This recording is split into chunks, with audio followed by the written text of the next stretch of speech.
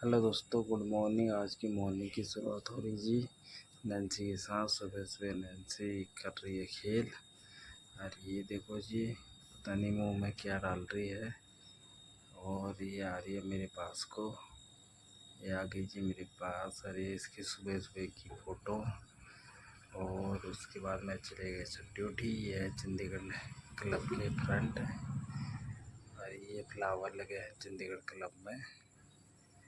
और उसके बाद ये मेन गेट एंट्री का। और शाम को मैं चले गया था चंडीगढ़ बस स्टैंड।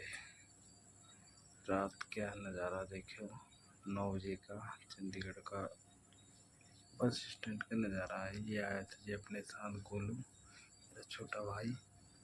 और हम कुछ देर वहाँ 17 सेक्टर में रुके रहे। उसके बाद देखो ये यात्रा भी वेट कर रही है, चारों तरफ बस ही बस है।